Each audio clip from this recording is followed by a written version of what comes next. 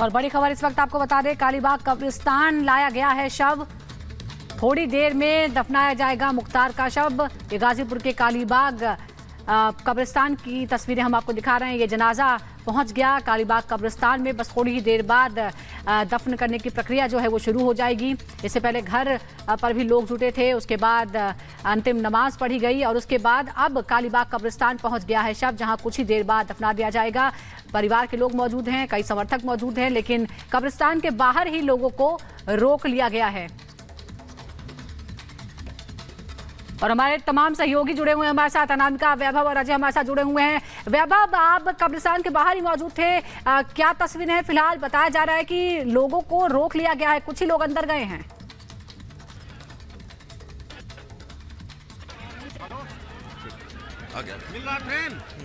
अनामिका भी हमारे सहयोगी यहाँ पर बनी हुई है। अनामिका, क्या तस्वीरें आपके पास इस वक्त? बताया जा रहा है कि कुछ लोगों को अभी रोका गया है सुरक्षा कारणों की वजह से, लेकिन वहां पर लगातार जो है वो हंगामा चल रहा है।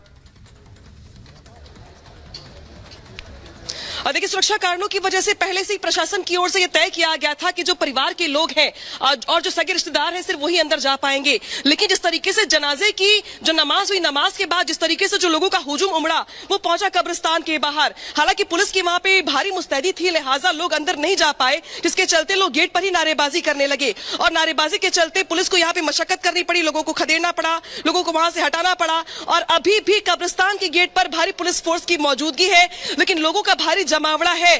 पूरे के पूरे कब्रिस्तान के गेट को लोगों ने घेर लिया है और इस पूरे रास्ते को ही ब्लॉक कर दिया है।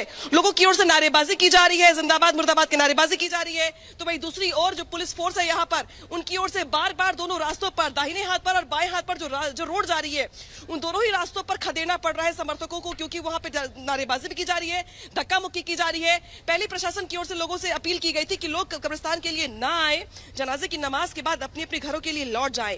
लेकिन कुछ फैमिली मेंबर्स को अंदर जाना था, बावजूद इसके इलाके के लोग यहाँ पर पहुंच गए हैं। जो अंदर नहीं जा पाए हैं वो नहीं। लेकिन अनामिका, एक सवाल यहाँ ये खड़ा होता है, किसी के दुख में अगर शामिल हुआ जाता है और परिवार अगर ये अपील कर रहा है, जो कि यहाँ पर मुख्तार अंसारी के परिवार ने भी अपील की कि अब आप लोग बाहर रहिए, परिवार के लोग अंदर जो हैं वो दफनाने की प्रक्रिया को पूर्ण कर लेंगे, उसके बाद भी इस तरह के होल्ले और हंगामे की आवश्यकता क्या है?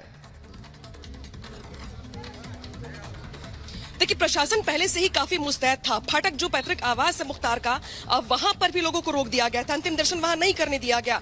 इसके अलावा गलियों और सड़कों पर भी, नुक्कड़ पर भी पुलिस को तैनात कर दिया गया। आपको यहाँ पे छतों पर भी पुलिस बल तैनात दिखाई देगा ताकि हालात खराब ना हो। लेकिन बावजूद इसके कम से कम जो ये लोग हैं, ये जो स्थानीय लोग हैं, वो अपने घरों से निकल कर चले आए हैं। इसमें महिलाएं भी मौजूद है, बुजुर्ग भी हैं और नौजवान भी हैं। और शायद यही वजह है कि धारा 144 की जो धारा है, इसको यहाँ पर तार तार करते दिखाई दे रहे हैं लोग, और जिसके चलते ये पूरा का पूरा रास्ता ब्लॉक हो चला है। जनाजे की नमाज की अगर बात की जाए तो प्रिंस मैदान जो है, प्रिंस मैदान से लेकर के ये पूरा रास्ता जो फाटक के लिए जाता है, बीचों बीच कब्रिस्तान, जिससे डिस्टेंस फाटक का 500 मीटर का है। यानी कि मुख्तार के घर से कब्रिस्तान की जो दूरी है वो मात्र 500 मीटर की है। और इस 500 मीटर के रेडियंस में, इस डिस्टेंस में सिर्फ और सिर्फ आपको लोग ही लोग दिखाई देंगे। हालांकि पुलिस यहाँ पर पहले से ही जानती थी कि जो जनाजे की नमाज, इसके लिए लोगों को रोकना बहुत मुश्किल होगा, क्योंकि जनाजे की नमाज में जो रिलेटिव्स होते हैं, जो आसपास के लोग होते हैं, वो आमतौर पर शामिल होते हैं, या आखिरी रिचुअल होता है।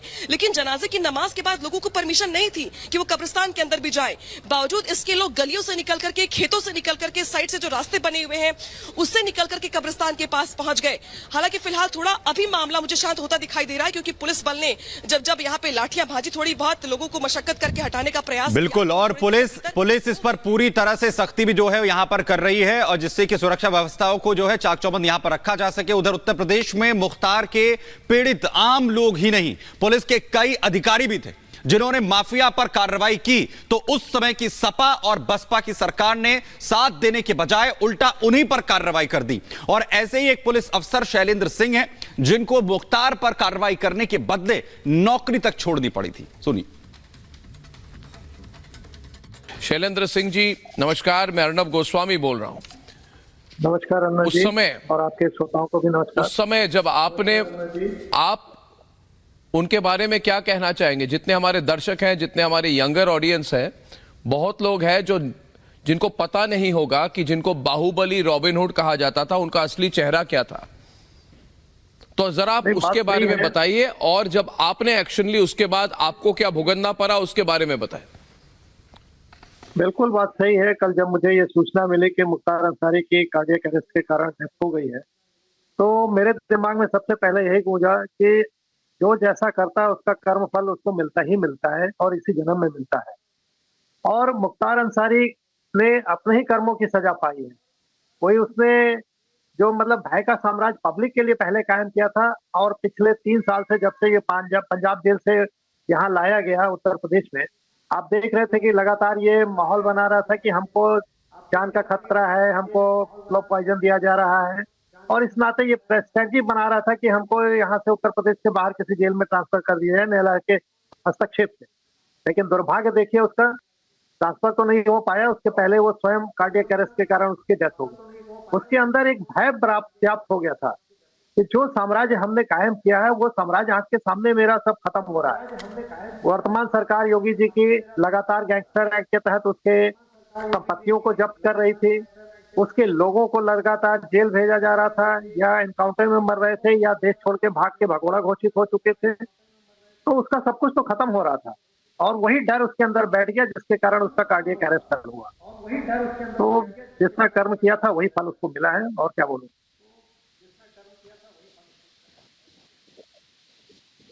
शैलेंद्र जी, जब आपने उनको अरेस्ट की उस समय क्या रिस्पॉन्स था? मतलब पॉलिटिशियंस की सपोर्ट थी उनको? मैंने जो सुना है that you were targeted. Viewers, you must remember Shailendra Singh is the man. Yes, please go ahead, आप बोलिए प्लीज। ये आज से 20 साल पहले की बात है, जनवरी 2004 की बात है। और जब मैंने 25 जनवरी को इनसे लाइट मशीन गन रिकवरी किया, इनके फोन कॉल्स हम लोग सुन रहे थे और उत्तर प्रदेश सरकार के कहने पे ही सुन रहे थे, होम डिपार्टमेंट के परमिशन से सुन रहे थे। तो उसमें जब ये बात आई कि जम्मू कश्मीर जैसे सेंसिटिव एरिया से राष्ट्रीय राइफल से एक लाइट मशीन गन लेके भगोड़ा वहां से सैनिक जो है वो भागा हुआ है, और वो इनको बेचना चाहता था, और ये फोन कॉल्स में कह रहे थे कि हमको वो किसी भी कीमत पर इस लाइट मशीन गन को बरामद करनी है, अपने पास लेनी है, खरीदनी है, क्योंकि उनका विरोधी जो थे कृष्णानंद राय, उनकी बुलेट प्रूफ गाड़ी केवल राइफल के अगेंस्ट में बुलेट प्रूफ थी। तो जिसकी क्षमता, मारक क्षमता ज्यादा होती है एलएमजी, उसको भेज देती। तो अगर मैंने ये रिकवरी उस समय न की होती तो 2 साल पहले कृष्णानंद जी की हत्या हो गई होती। और जब ये रिकवरी हुई तो पोटा कानून एग्जिस्ट करता था, ये पूरा आतंकवादी पूरा कानून के तहत आता था, मैंने पोटा लगाया।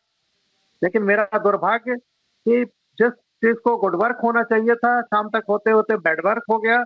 मुलायम सिंह जी की तत्कालीन अल्पमत की सरकार थी, जिसको ये सब समर्थन देते थे मुख्तार जैसे लोग, और उन लोगों ने, सरकार ने पूरा ये डिसीजन लिया कि नहीं, मुख्तार अंसारी को किसी भी कीमत पर बचाना है, और मुझ पर दबाव बनाया जाने लगा कि आप कोटा कानून हटाइए, आप इसका नाम हटाइए। और जब मैं नहीं सहमत हुआ तो फाइनली मुझे 15 दिन बाद रिकवरी के ही अपना इस्तीफा देके बाहर आना पड़ा। और मैंने इस्तीफे में लिखा कि वर्तमान सरकार उत्तर प्रदेश की जो चल रही है वो वो मुख्तार अंसारी के इशारे पर चल रही है, माफियाओं के इशारे पर चल रही है। हम पब्लिक सर्वेंट हैं, हम जनता के सेवक हैं, हम इसलिए नहीं भरते हुए कि किसी माफिया के कहने पर हम काम करें। और ये चीज मैंने लिख के गवर्नर को भेजा, और उस समय मीडिया में इस चीज सामने आई, पब्लिक के बीच में आई, और लोगों को पता चला कि नहीं, वर्तमान सरकार किसके लिए काम कर रही है। चुनके तो आई है जनता के लिए, लेकिन माफियाओं के साथ खड़ी है। और यही कारण है कि आज ऐसी सरकारों को लोग खारिज कर रहे हैं। अब जनता जागरूक हो गई है। जो लड़का 20 साल पहले पैदा हुआ, आज वो युवा वोटर है, उसने दुनिया देखी है, इंटरनेट का जमाना है, ग्लोबल उसकी सोच है, वो पूरा वर्ल्ड देख रहा है कि सब कुछ ट्रांसफॉर्म हो रहा है। जिस मुस्लिम देश की बात दुबई की करते हैं, वहां पर आप देखिए किस तरह का कानून है, जरा सा भी कोई अपने इधर उधर नहीं कर सकता है, सख्त कानून है। सिंगापुर जिसका उदाहरण दिया जाता था कि माफियाओं का राज रहता था, रातों रात वहां सब चेंज हो गया, खत्म हो गया, और कहां से कहां प्रोग्रेस हो गई वहां पे। तो हमारे देश का भी युवा आज देख रहा है कि हमारा प्रदेश क्यों नहीं बदल रहा है। और यही कारण है कि आज योगी जी को दोबारा लोगों ने अपार समर्थन देके वापस लाया। आज इन्वेस्टर समिति होती है तो लाखों करोड़ रुपए का इन्वेस्टमेंट आता है यहाँ पे। अब उत्तर प्रदेश मॉडल की बात नेशनल इंटरनेशनल लेवल पे की जाती है।